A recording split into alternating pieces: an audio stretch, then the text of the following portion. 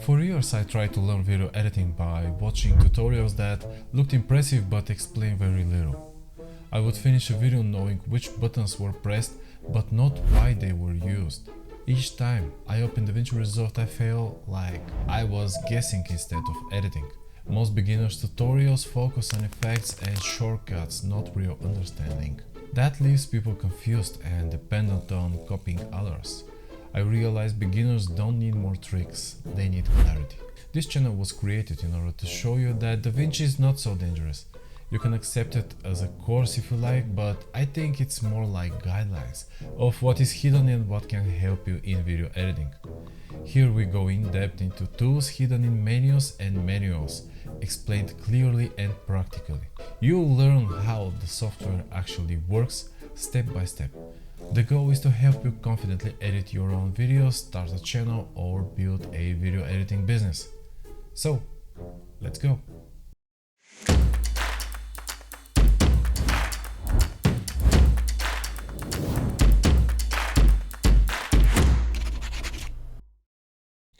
In the previous video we built your first timeline, added interview sound bites, organized them using subclips and shape-based pacing. You'll learn how to turn raw interview footage into a structured sequence that makes sense. That was about preparation and foundation.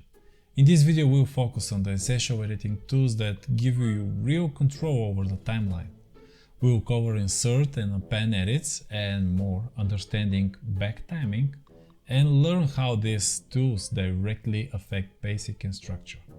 This is where editing becomes intentional rather than accidental. So before we move into more advanced timing techniques, you need to understand two essential editing actions. It's append and insert. But first, one quick but important thing most beginners skip, it's track targeting. Look at the left side of your timeline tracks. Next to the lock icon on each track header, you'll see small buttons labeled like V1, V2, V3 for video tracks and A1, A2, A3 and etc. for audio tracks. These are the destination controls. They decide exactly which track your clip will land on when you do an insert, append or any other edit. By default, V1 and A1 are active. That means your source clip's video goes to V1 track and audio to A1 track. If you have multiple tracks like V2 for B-roll cutaways or A2 for music, and you want the clip somewhere else, you click the V2 and A2 button to target it. The highlight moves here. Understanding these buttons prevent a lot of "where did my clip go" moment. Now that you know where clips will land, let's move to the two main ways to place them. It's append and insert. Let's start with append. Append takes the clip you have selected in the source viewer with in and out point already marked and place it at the very end of your timeline. It does not affect anything before it. It simply continues your sequence. If you are building a rough cut, especially with the interviews, append is the safest and fastest way to work. You review a sentence, decide you want it, and append it at the end. Append means add this to the end. It's predictable, clean, and ideal for building structure quickly. The shortcut is Shift plus F12 for Windows users and Command plus Shift plus F12 for Mac users. And remember, it goes on whichever track you have targeted with those V buttons we just covered. If it's not clear until now, please refer to my video to start from the very beginning, it's right here. So insert works differently from append. Instead of placing the clip at the end, insert places it exactly where your playhead is positioned on the timeline. But it does something important. It pushes everything after the playhead forward to make space. Nothing gets overwritten, nothing gets destroyed. The timeline simply ripples to the right on the affected track. Insert means place this here without damaging what's already built. It's useful when you forgot to include an important sentence, for example, in your main sequence, or you want to add a reaction shot or B-roll right in the middle, it doesn't matter. The shortcut is F9. But with multiple tracks, things get a little more interesting, and that's where destination control and sync lock come in. First, remember the destination control we covered earlier, those with the V1, V2, V3 and etc. buttons next to the lock icon. If V2 is targeted, for example, insert puts your source clip in V2 track and ripples only V2 forward. Higher tracks like V3 or V1 don't move unless targeted too. If V1 is targeted, it ripples V1 forward, but sync lock decided if other tracks ripple along with it to stay in sync. Sync lock controls ripple behavior across tracks. Look at the track header. To the right of the lock icon, there is a small sync lock icon. By default, in DaVinci Resolve 20 and later, sync lock is on for all tracks. When sync lock is enabled, ripple from insert affects all sync tracks, and everything after the playhead moves together to keep music, effects, or layered clips in perfect sync with your main video. When sync lock is disabled on a track, that track does not ripple. Perfect if you want to insert something into your main track without shifting your B-roll layer on V2, let's say, track, or music on A2 track.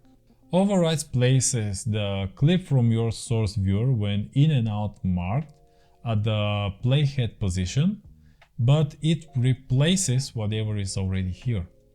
It writes over the existing footage for the duration of the source clip.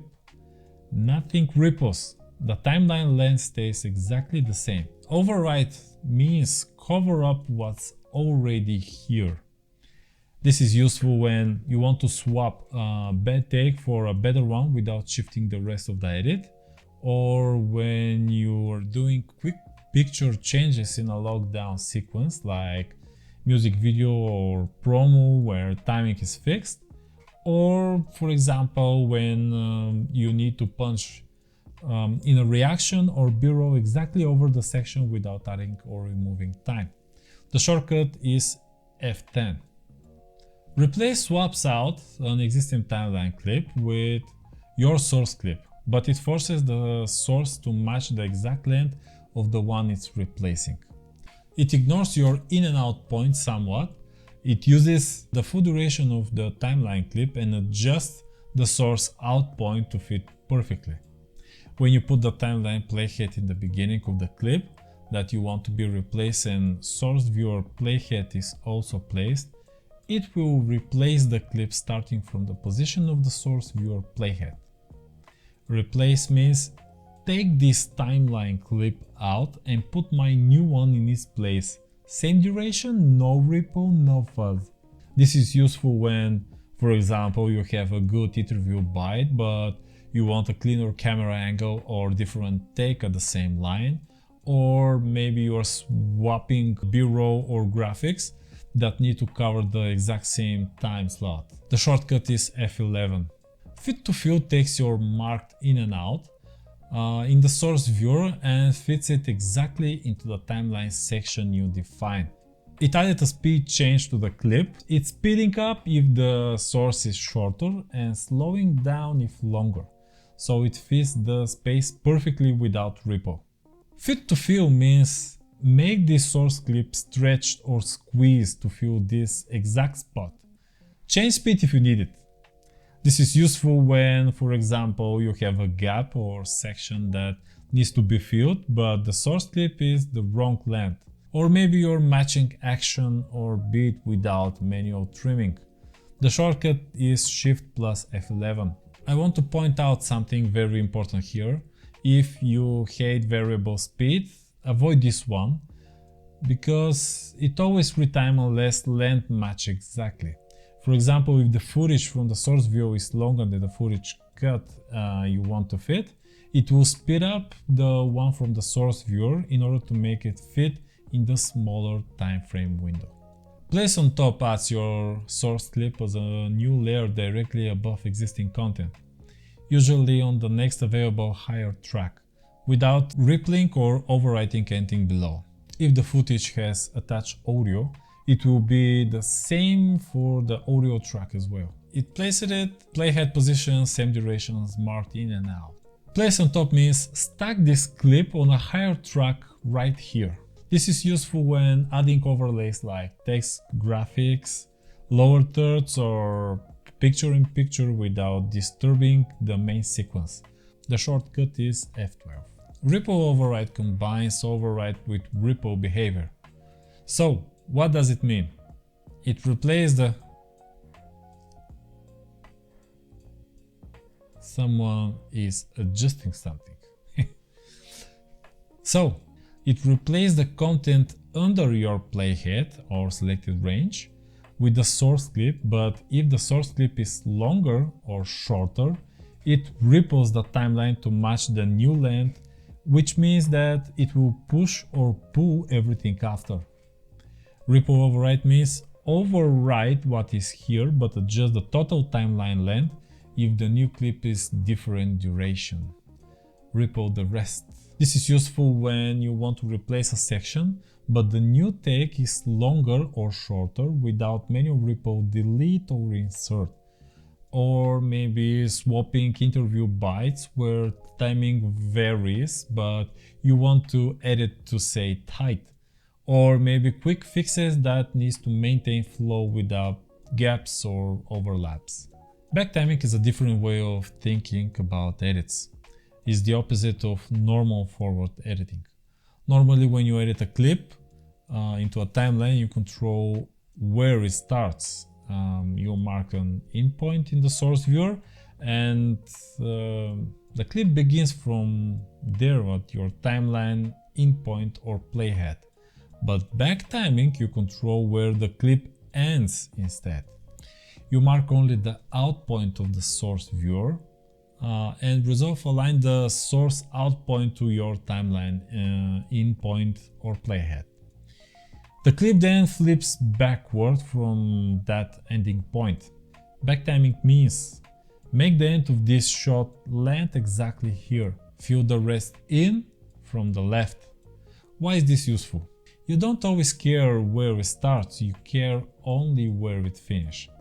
Backtiming lets you nail the ending precisely without guessing or trimming afterwards. In this video we moved beyond simply placing clips on the timeline and focused on controlling how they behave. You'll learn the difference between insert and append edits and also familiarize with overwrite, replace, fit to fill, place on top and ripple overwrite options. And also how backtiming allows you to control where the clip ends and how these tools directly influence pacing and structure. In the next video we're going to focus on one of the most important panels in the edit page, the inspector. Instead of randomly adjusting settings, you understand exactly what you can control and how it affects your edit. We will break it down into three key areas: vision positioning and framing, motion and timing, and blending, opacity and basic effects. You will gain full control over how every clip looks, moves and interacts inside your timeline. In the previous video, building your first timeline, you created the foundation of your edit.